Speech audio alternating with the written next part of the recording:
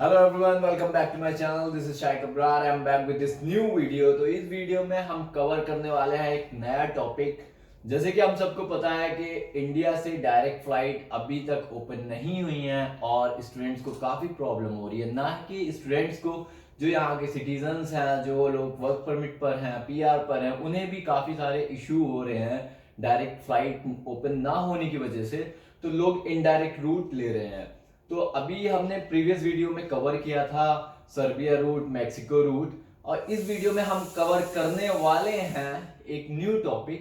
And वो topic है, ये हमारे फ्रेंड हैं आदित्य सिंह। ये रिसेंटली ट्रैवल किया है, इन्होंने कनाडा आए हैं ये अल्बेनिया रूट लेकर। तो इस वीडियो में मैं आपके साथ शेयर करूंगा सारी इंफॉर्मेशन एंड होपफुली वो सारी इंफॉर्मेशन आपके लिए काफ़ी हेल्पफुल होगी। अगर आप प्लान कर रहे हैं इंडिया से कनाडा आने के लिए तो आप अल्बेनिया रूट भी ले सकते हैं। So let's start. So hello. Hello आदि, बताइए आप जो है। तो मेरा जो रूट था, मैंने मैंने और मेरे साथ में जो क्लास में और बच्चे थे उन्होंने एक ही ट्रैवल एजेंट से कराया था। तो मेरा जो रूट था उसमें मुंबई से फ्लाइट थी, international flight via Albania and Toronto तो के लिए। मतलब आपने ये एजेंट से पैकेज लिया था आपके अ, क्लासमेट्स ने? हाँ, मतलब मेरे क्लासमेट्स और भी थे जिन्होंने लिया था, तो ओके मेरे को ये ट्रस्टवर्दी लगा तो मैंने इस एजेंट से ले लिया। ओके। तो ये आपने एजेंट के थ्रू जो पैकेज लिया था, ये आपको कितने का होल पैकेज था? हाँ, तो मेरा जो पूरा पैकेज था वो था 1,54,000 का। ओके, 1,54,000 का। हाँ, वन ठीक लाख है। फिफ्टी फोर थाउजेंड का था। उसमें मुंबई से आगे इंटरनेशनल फ्लाइट्स थी। तो क्योंकि मैं इंडिया में मेरा जो नियरेस्ट एयरपोर्ट था वो दिल्ली एयरपोर्ट था।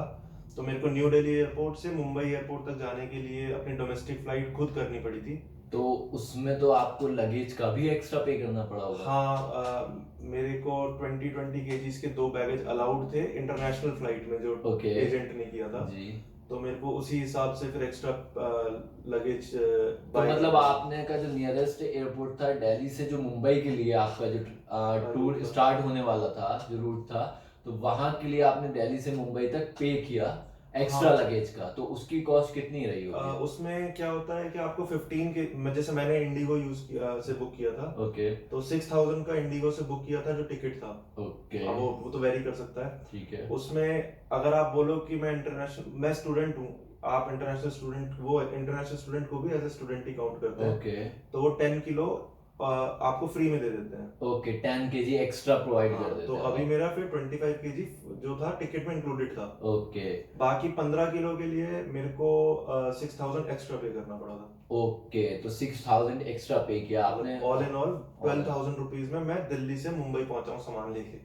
ओके। तो मतलब आपका वो थोड़ा सा ज्यादा एक्सपेंस हो गया, हाँ, कहने का मतलब वो ये ज्यादा है। था। तो अगर अगर कोई भी बंदा रूट चूज कर रहा है तो वो कोशिश ये करे, अगर वो एजेंट से भी ले रहा है या कहीं से भी खुद भी कर रहा है, अपने नियरेस्ट एयरपोर्ट से ही हाँ, फ्लाइट इंटरनेशनल उसे ऑप्ट करनी चाहिए। अदरवाइज उसे डोमेस्टिक ट्रैवल करने में भी इशू होगा, उसे लगेज का एक्स्ट्रा पे करना पड़ेगा। सेम रूट पे ही मैंने पूछा था बाकी बच्चों से भी जो दुबई पे मिले थे। तो दिल्ली से भी दुबई पे फ्लाइट थी, लेकिन वो उसका लेओवर काफी ज्यादा था, लाइक 11-12 घंटे वहां का लेओवर। ओके उसके फिर आगे दिक्कत होती है क्योंकि। ओके। तो तो फिर अगर आप पहले दिल्ली से मुंबई गए, फिर मुंबई से आपका टूर कैसे स्टार्ट हुआ? मुंबई से नेक्स्ट फ्लाइट तो आपकी मुंबई से कहाँ के हाँ, लिए थी? मैं मुंबई से जब मुंबई पहुंचा उसके बाद मैंने मुंबई में जब चेक इन कर रहा था अपने इंटरनेशनल फ्लाइट के लिए, तो वो फ्लाई दुबई करके एक एयरलाइंस थी, उसकी फ्लाइट थी। ओके तो वो थी वाया दुबई होते हुए तिराना, जो तिराना अल्बेनिया की कैपिटल है, वहां तक के लिए। Okay okay. तो मतलब आपकी फ्लाइट दिल्ली से, सॉरी मुंबई से कैपिटल ऑफ अल्बेनिया, तिराना जो तिराना, सिटी का नाम है। यहाँ सिटी का नाम है, आपको वहां लैंड होना था, लेकिन वो लेओवर बीच में जो था वो दुबई का था। हाँ, तो how much time it took around from Mumbai to Dubai? इतना इसका the time? flight timing from Mumbai to Dubai was around 3 hours, two okay hours 50 minutes, like approximately take it 3 hours. ठीक है। And the layover time at Dubai airport was also around 3 hours, less than 3 hours. Okay So तो मतलब आप 6 our में आपने मतलब 3 hours आपको Dubai reach करने में एंड 3 आवर्स आपने वहाँ स्टे किया, आप बाहर तो जा नहीं हाँ सकते नहीं, थे। वो तो नहीं कर नेक्स्ट सकते। फ्लाइट आपकी जो थी वो सेम एयरलाइन से थी या दूसरी? हाँ, वो मेरी सेम एयरलाइन से थी, तो उसमें एडवांटेज हो जाता है कि आपको बैगेज कलेक्ट नहीं करना होता। एग्जैक्टली वो बहुत बड़ा इशू हो जाता है, वरना हाँ, जो है लोगों क्योंकि को इधर उधर जो है उसी में ही टाइम सारा निकल जाता है कि एक एक टर्मिनल से मैं सामान उठाऊं फिर दूसरे टर्मिनल पे लेके जाऊं, तो तो काफी ज्यादा काफी भाग भाग के ज्यादा काम करना एग्जैक्टली पड़ता है। हाँ, तो उसमें थोड़ा तो सा। मेरे को ये एडवांटेज थी, तो वो जो फ्लाई दुबई वाले वहाँ पे एम्प्लॉयज थे, उन्होंने दुबई पे अपने आप ही बता दिया था कि आप यहाँ से होते हुए ओके ओके, नेक्स्ट तो फ्लाइट मतलब वो पकड़ वहां सकते पर थे आपको गाइड हैं। हाँ, करने के लिए, वो वो प्रॉपर पूरे आपको रास्ते गाइड थे। कर रहे थे। और आपने फ्लाई दुबई की फ्लाइट ली थी, जो फिर आपने फिर नेक्स्ट फ्लाइट भी फ्लाई दुबई की थी? हाँ, दुबई से तिराना के अल्बानिया के लिए भी मेरी फ्लाइट फ्लाई दुबई की थी। ओके तो वो थी 5 घंटे की, मतलब 5 आवर्स अराउंड। ओके तो फिर मैं अल्बानिया में उतरा। वहाँ सब कुछ ऐसा कुछ नहीं था, उतरते इमिग्रेशन होता है, लेकिन वो बहुत स्मूथ इमिग्रेशन था। उन्होंने कोई क्वेश्चन नहीं पूछा, उन्होंने बस मेरे से कॉलेज के एक्सेप्टेंस लेटर मांगा था। ठीक है, तो मतलब इमिग्रेशन में भी कोई और ज़्यादा कुछ नहीं इशू था, नहीं है, सब कुछ स्मूथ था वो। बिल्कुल उन्होंने स्मूथ बस था। एक आपसे ऑफर लेटर कॉलेज का चेक हाँ किया और उसके बाद फिर आपने आरटीपीसीआर टेस्ट अल्बानिया में कराया हाँ, जहाँ पे। अल्बानिया में एयरपोर्ट से निकलते ही जस्ट बाहर आरटीपीसीआर के लिए पोस्टर लगे हुए हैं। ओके, वो तो वो हम दो तीन कंसिडर, जगह पे होता हाँ है। तो वो हम कंसिडर कर सकते हैं कि एयरपोर्ट हाँ, पर वो ही है। एग्जैक्टली हाँ, एयरपोर्ट पे ही है। एयरपोर्ट पर ही है। और वो कितना टाइम वहां पर आपको लगा उसमें? मेरे पास लोकल करेंसी नहीं थी, तो मैं वहाँ गया, मैंने उनसे पूछा कि मैं कार्ड पेमेंट कर सकता हूँ, तो मैंने अपना आईसीआईसीआई के डेबिट कार्ड या क्रेडिट कार्ड, जिससे भी आप करना चाहे उससे कर सकते हो पेमेंट। Okay okay. तो वो नॉर्मल है। वहाँ पर टाइम कुछ नहीं, वहाँ कोई भीड़ तो होती नहीं है, वहाँ 3-4 सेंटर हैं, तो ऐसा कोई लोड ज्यादा नहीं, क्राउड लोड नहीं नहीं, था हाँ वहां क्राउडेड पर, नहीं है ना वो। क्यों थी?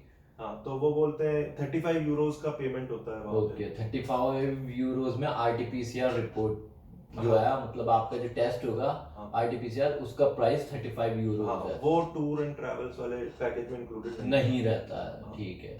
तो उसके बाद उसकी रिपोर्ट वो कमिट करते हैं, 90 मिनट्स के बाद आ जाएगी। ठीक है तो मैं उसके बाद तो उसको देकर, अब 90 मिनट्स या तो आप वहाँ वेट करो, या फिर अगर आप, मेरा होटल पर्सनली बहुत पास था, ओके ओके। वो 200 और 300 मीटर दूर था, तो मैं चेक इन करने गया, चेक इन वेक इन करके सामान वामान रख के फिर मैं वापस आ गया था रिपोर्ट लेने। रिपोर्ट लेने के लिए, तो आपको आफ्टर 90 मिनट्स रिपोर्ट आपको मिल गई थी? हाँ तो वो, ऐसा कोई सिस्टम नहीं था कि आपने ईमेल आईडी दे दी वो आपको ईमेल कर दें, ऐसा? नहीं, मैंने उनसे पूछा था कि मैं अगर नहीं, इन केस नहीं आ पाया या फिर आप नहीं मिले, तो मेरे को सॉफ्ट कॉपी मिलेगी क्या। उन्होंने मना कर दिया था कि नहीं, ओके, आपको तो खुद मतलब वो कलेक्ट करना हार्ड है। कॉपी प्रोवाइड कर रहे थे, लेकिन आफ्टर 90 मिनट्स, तो ये 90 मिनट्स भी कोई ज्यादा हाँ, टाइम नहीं होता है। लोग वेट भी कर रहे थे वहाँ हाँ, पे। तो लेकिन मतलब आपने वहां पे स्टे किया 1 नाइट का? हाँ, तो अल्बानिया में जब मेरे रिपोर्ट रिपोर्ट आ गई, तो जिस होटल में मैंने चेक इन किया था, उस दिन और उस एक नाइट के लिए मेरे को स्टे करना था वहाँ पे। ओके ओके, तो मतलब ये है कि अगर कोई बंदा इंडिया से आ रहा है, अगर वो सिर्फ अल्बानिया तुराहा पर हाँ वहां पर सिर्फ स्टे रख ले, अगर ले ओवर ले ले 3 और 4 आवर्स का, हाँ तो उतने में उसका काम हो जाएगा, हाँ, जरूरी नहीं अगर है वो कि ले ओवर रख ले तो भी हाँ हो जाएगा। तो हो जाए, मतलब उसे कोई जरूरी नहीं है कि वो जो है 1 नाइट स्टे करे वहां पर, वहां पे कोई क्वारंटीन का कोई रूल नहीं है। कोई नहीं। सब कुछ आप जब एक नाइट रुके आप आराम से फ्रीली बाहर जा सकते थे, सब कुछ था। हाँ, फिर उसके बाद नेक्स्ट डे आपकी फ्लाइट थी? हाँ, तो नेक्स्ट डे अल्बानिया की लोकल टाइम के हिसाब से मेरी दोपहर में 2:30 पे फ्लाइट का टेक ऑफ टाइम था। ओके। तो उससे 2-3 घंटे पहले मैं एयरपोर्ट चला गया था। Of course. तो वहाँ से जो फ्लाइट थी, वो वाया दुबई होते हुए ही थी वापस, लेकिन वो ऑपरेटेड बाय एमिरेट्स थी। ओके तो ओके तो मैंने जब यहाँ पे तिराना एयरपोर्ट पे बैगेज दिया, वो मेरे को सीधा टोरंटो पे मिलने वाला था। ओके ओके, तो मतलब वो भी आपके साथ यही था, हाँ एडवांटेज था कि एक तरीके से आपकी जो फ्लाइट थी वो एमिरेट्स ही थी, हाँ तो वो भी आपके साथ मतलब। हाँ लेकिन पहले वापस आप पहले इंडिया से, मुंबई से आप दुबई आए, फिर दुबई से आप अल्बानिया आए, फिर अल्बानिया से वापस दुबई गए और फिर दुबई से आप टोरंटो आए। तो हाँ। ये इस बीच में कितना लेओवर था आपका दुबई पर? तो अल्बानिया से वापस दुबई वही 5 आवर्स या 5:30, जो ठीक है। इतना आवर्स का टाइम था। और दुबई में इस टाइम लेओवर काफी ज्यादा था। लास्ट टाइम जब मैं इंडिया से आ रहा था तो 3 3 आवर्स आवर्स का बताया लेओवर था। आपने। इस टाइम लेओवर था 11 आवर्स का। ओके 11 आवर्स, तो 11 आवर्स आपने दुबई एयरपोर्ट पर हाँ अपना तो स्टे किया। मतलब मेरी पूरी रात दुबई एयरपोर्ट पे ही थी। ओह। तो एयरपोर्ट काफी बड़ा है तो टाइम निकल जाता है। निकल गया, ओके। हाँ फ्री वाईफाई मिल गया होगा कहीं से। हाँ वो सब मिलता है, फ्री सब कुछ वाईफाई था, है। जब वाईफाई होता है तो स्टूडेंट निकाल ही लेते हैं हाँ कैसे भी करके, टाइम अपने स्पेंड कर लेते हैं। वो अच्छा ठीक है। एयरपोर्ट है तो हो हाँ, जाता तो है। फिर उसके बाद जो है फिर आप टोरंटो लैंड हुए, तो यहाँ पे अ, इमिग्रेशन हाँ सिस्टम कैसा होता? जब मैं दुबई से चला उसके बाद ये एमिरेट्स की इंटरनेशनल फ्लाइट से फिर मैं टोरंटो लैंड हुआ। टोरंटो में भी मेरे को मैं था मतलब ऑब्वियसली नर्वसनेस होती है कि इनडायरेक्ट रूट से आ रहे हैं तो क्या है, लेकिन ऐसा कुछ नहीं था। आप जाते हो वहां पर वो उनको कोई डिक्लेरेशन फॉर्म आता है ऑटोमेटिकली एग्जैक्टली एग्जैक्टली, हाँ। ऑटोमेटिकली वो प्रिंट मैंने भी करता फील है। किया था हाँ जी। वो जनरल प्रोसेस है वो तो चाहे चल आप रहा कैसे भी आओ। है जी, हाँ तो बिल्कुल। उसके बाद वो हमको लेके गए, उन्होंने खुद ही इमिग्रेशन से वालों ने कोई ऐसा क्वेश्चन नहीं पूछा। उन्होंने भी मेरे से enrolment letter, college enrolment letter इस टर्म का, सेकंड टर्म है मेरी तो मैंने सेकंड सेमेस्टर का एनरोलमेंट लेटर दिया और मेरे से कॉलेज का ऑफर लेटर ऑफर दिया। लेटर। उसके बाद वहां से पास होने के बाद स्टडी परमिट के लिए लाइन में लगना पड़ता है, थोड़ा उसमें थोड़ा सा वेट करना पड़ता है और वो भी स्मूथली होता है, उसमें भी वो कोई क्वेश्चन नहीं पूछते, उनको यही सेम डॉक्यूमेंट वो भी मांगते हैं। ओके। और ये डॉक्यूमेंट के बाद आप एग्जिट कर सकते हो। तो ओवरऑल प्रोसेस जो था वो बहुत ज़्यादा स्मूथ था। आपको ना ही इंडिया के एयरपोर्ट पे कोई इशू हुआ, ना ही आपको यहाँ, मतलब ये चल रहा है ना, लोग बहुत ज़्यादा सोचते हैं कि हम इनडायरेक्ट रूट लेकर जाएंगे, हमें डिपोर्ट ना कर दिया जाए, वापस ना भेज दिया जाए। ऐसा कुछ भी नहीं है। यहाँ पर आपको ऐसे ही ट्रीट किया जाता है जैसे आप नॉर्मली कनाडा आ रहे हैं। बस आपको रिक्वायर है कि थर्ड कंट्री की आरटीपीसीआर रिपोर्ट।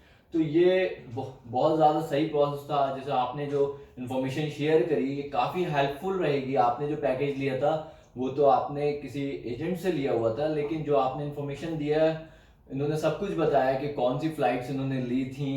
फर्स्ट आपकी जो फ्लाइट थी वो थी फ्लाई दुबई। उसके बाद फिर इन्होंने जो फ्लाइट थी वो एमिरेट्स ली थी। तो आप वो ले सकते हैं, आप खुद भी अपनी फ्लाइट्स बुक कर सकते हैं और काफ़ी यूजफुल रही है आपकी information. Thank you so much for your information. And अगर ये इन्फॉर्मेशन आप लोगों के लिए बहुत ज़्यादा यूजफुल रही है and if you really like this video, so please share my channel and subscribe it and also share this channel with your friends. Thank you everyone, thank you.